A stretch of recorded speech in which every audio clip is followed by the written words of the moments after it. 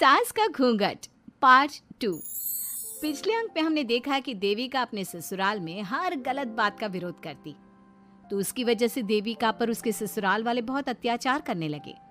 एक दिन देविका ने सचिन से कहा, सचिन, मैं तुम्हारे घर में नहीं रह सकती, तुम मुझे आज ही मेरे घर शहर भेज दो, मैं अपने मम्मी पापा के पास रहूंगी।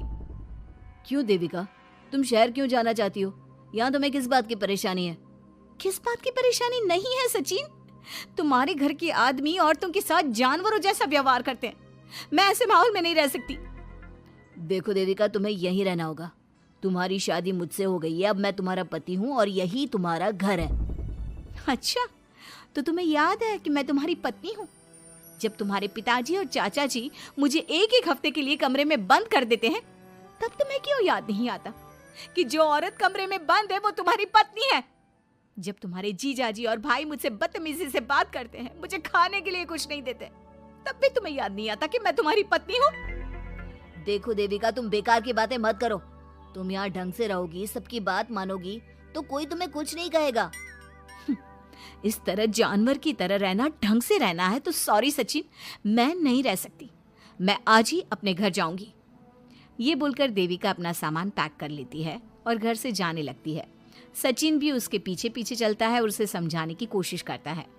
जब ये सब जोगिंदर ने देखा तो बोल पड़ा, बहू, यह सब क्या हो रहा है? कहाँ जा रही हो? सचिन, बताओ अपने पिताजी को कि कहाँ जा रही हूँ मैं। तुम्हें शर्म नहीं आती अपने पति का नाम लेते हुए? मैं अपने पति का नाम ले रही हूँ, इसमें आपको क्या परेशानी है? आपका नाम तो नहीं ले रही हूँ ना? देविका, ये किस तरह से बात कर रही हो तुम पिताजी से? जिस तरह से करनी चाहिए उस तरह से कर रही हूँ बात। इससे अच्छी तरह से मैं तुम्हारे घर के किसी भी आदमी से बात नहीं कर सकती। तीनों की बात सुनकर घर के बाकी लोग भी वहां आ जाते हैं। तभी जोगिंदर कहता है, हमारे घर की औरतें अपने मर्दों का नाम नहीं लेती। तुम्हारे शहर में होता होगा, लेकिन हमारे यहाँ पर ऐसा कुछ नहीं होता। बहू, सचिन तुम्हारा पति है, तुम उसका नाम मत लिया करो। तुम अपने पति का नाम लेने की जगह ए जी, ओ जी, सुनो जी कहा करो। पति ना परमेश्वर होता है। तो परमेश्वर का तो हम नाम लेते हैं।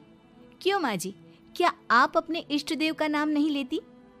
माँ जी, ये सब इन पुरुषों के बनाए तौर तरीके हैं, औरतों को दबाने के लिए।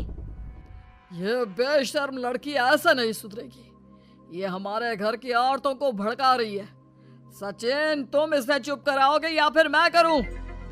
नहीं नहीं पिताजी, मैं अभी समझा देता हूँ। चलो देविका अंदर, और कितना तमाशा बनाओगी मेरा। सचिन, मैं अंदर नहीं बाहर जाऊंगी, अब मैं यहाँ नहीं रह सकती। देविका की बात सुनकर महेंद्र कहता है, भाई साहब, ये लड़की इस घर से और गांव से बाहर ना जानी चाहिए, नहीं तो हमारे घर और गांव की औरतें भी ऐसी ही हरकतें करेंगी, वो भी मर्दों के खिलाफ बगावत करेंगी। और मैं भी देखती हूँ कि मुझे घर से बाहर जाने से कौन रोकता है। बहू, इनसे बहस करने का कोई फायदा नहीं, तुम अंदर चलो। इस गांव के मर्दों के अंदर बहुत अहंकार भरा हुआ है। देविका किसी की बात नहीं सुनती और अपना सामान उठाकर घर से बाहर जाने लगती है। तभी वहां मोहन और कल्याण आते हैं। कल्याण देविका के हाथ में से उसका सूटकेस छीन लेता है और मोहन देविका को जोरदार थप्पड़ मारता है। देविका का सर दीवार में लगता है और वो बेहोश हो जाती है। देविका, देविका तुम ठीक तो हो? भैया, आपकी हिम्मत कैसे हुई मेरी पत्नी पर हाथ उठाने की? सचिन, तुम जल्दी से देविका भाभी को अंदर कमरे में ले जाओ, मैं अभी वैद्य जी को लेकर आती हूँ। वीना जल्दी से वैद्य जी को लेकर आती है। वैद्य जी थोड़ी देर तक देविका की जांच करते हैं और कहते हैं, मुबारक हो आप सबको, आपकी बहू माँ बनने वाली है। अभी तो मैं आपको दवाई दे देता हूँ, लेकिन आगे इनके इलाज के लिए आपको दाई अम्मा को बुलाना होगा। ये बात सुनकर घर के सभी लोग खुश होते हैं। देविका को जब होश आता है, उसे ये बात पता चलती है तो वो बहुत खुश होती है। वो सबसे कहती है, मैं अपने बच्चे को यहाँ नहीं रख सकती। क्यों बहू, क्या हुआ? अब तुम ये सब बातें मत सोचो, तुम्हें आराम करना चाहिए। नहीं माँ जी, आप नहीं समझ रही। अगर मेरा बेटा हुआ तो इस घर के मर्दों की तरह अहंकारी और औरतों पर जुल्म करने वाला बनेगा।